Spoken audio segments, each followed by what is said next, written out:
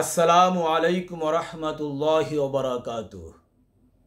প্রিয় মুসলমান ভাই এবং বোনেরা, আহলে বায়াত শব্দটি আরবি। এর অর্থ হচ্ছে ঘরের বাসিন্দা, ঘরের লোক, পরিবারের লোক।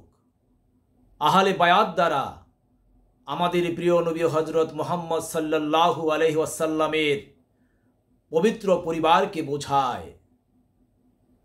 অনেক মানুষ এমনও রয়েছে, এমনকি অনেক আলেম ওলামা এমনও রয়েছে যারা আহলে বায়াত সম্পর্কে কিছুই জানে না, কিছুই বোঝে না। আহলে বায়াত সম্পর্কে তাদের জ্ঞান নেই। আবার এমন মানুষ এমনও আছে যারা আহলে বায়াত সম্পর্কে বাজে মন্তব্য করে থাকে, বাজে সমালোচনা করে থাকে, আহলে বায়াতকে মানতে চায় না। অথচ এই আহলে বায়াত সম্পর্কে আমাদের প্রিয় নবী হযরত মুহাম্মদ সাল্লাল্লাহু আলাইহি ওয়াসাল্লাম বিশদ আলোচনা করেছেন। আহলে বায়াত সম্পর্কে অনেক সহিহ হাদিস রয়েছে। বুখারী শরীফ এবং মুসলিম শরীফে আহলে বায়াত সম্পর্কে অনেক গুরুত্বপূর্ণ আলোচনা এসেছে। সুতরাং আহলে বায়াতকে ভুলেও অস্বীকার করা যাবে না, অসম্মান করা যাবে না। আহলে বায়াতকে, নবীর পরিবার বর্গকে অবশ্যই মানতে হবে, বিশ্বাস করতে হবে, তাদেরকে অবশ্যই সম্মান করতে হবে। মহান আল্লাহ রাব্বুল আলামিন পবিত্র কুরআনুল কারীমের সূরা আহজাবের ৩৩ নং আয়াতে কারিমায় আহলে বায়াত সম্পর্কে ইরশাদ করেছেন, বিসমিল্লাহির রহমানির রহিম, ইন্নামা ইউরিদুল্লাহু লিইউযহিবা আনকুমুর রিজসা আহলাল বাইতি ইউতাহহিরাকুম তাতহীরা।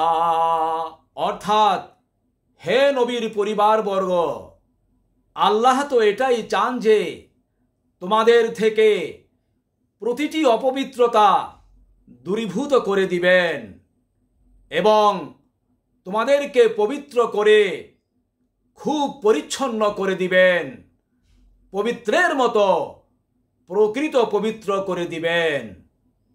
মহান আল্লাহ রাব্বুল আলামিনের পবিত্র এই কুরআনুল কারীমের ঘোষণা অনুযায়ী আহলে বায়াতগণ, নবীর পবিত্র পরিবারবর্গগণ সম্পূর্ণরূপে পবিত্র। কারণ এটা হচ্ছে মহান আল্লাহ রাব্বুল আলামিনের অঙ্গীকার।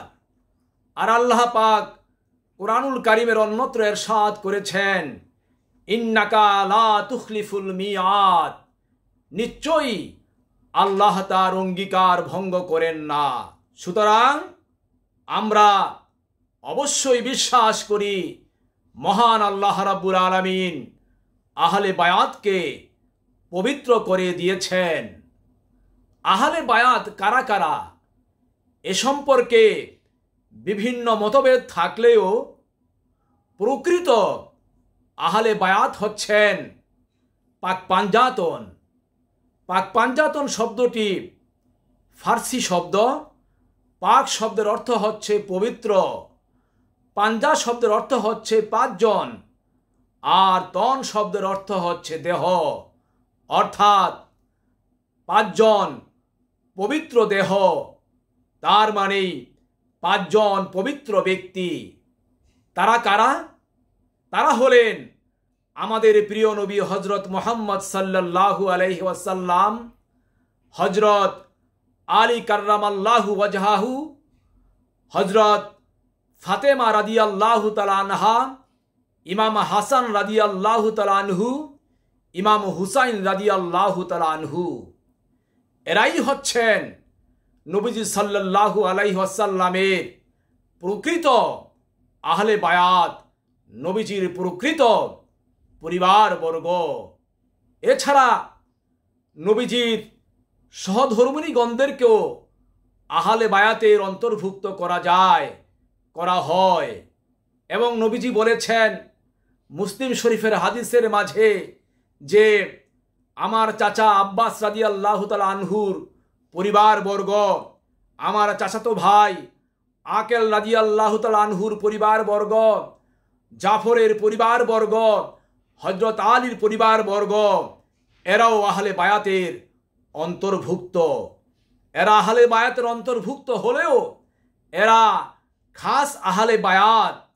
কিন্তু ওই পাঁচজন নবীজি সাল্লাল্লাহু আলাইহি ওয়াসাল্লাম, হযরত আলী রাদিয়াল্লাহু তাআলা আনহু, মা ফাতেমা রাদিয়াল্লাহু তাআলা আনহা, ইমাম হাসান রাদিয়াল্লাহু তাআলা আনহু, ইমাম হুসাইন রাদিয়াল্লাহু তাআলা আনহু, এরা হচ্ছেন আখাসুল খাস, অর্থাৎ খাসেরও খাস আহলে বায়াত, বিশেষেরও বিশেষ আহলে বায়াত। সুতরাং এই আহলে বায়াতের মর্যাদা অনেক ঊর্ধ্বে, আকাশচুম্বী তাদের মর্যাদা।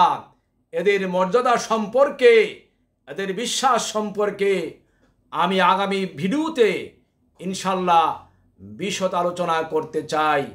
আল্লাহ পাক আমাদের বলার এবং শোনার তৌফিক দান করুন। আমিন। আসসালামু আলাইকুম ওয়া রাহমাতুল্লাহি ওয়া বারাকাতুহু।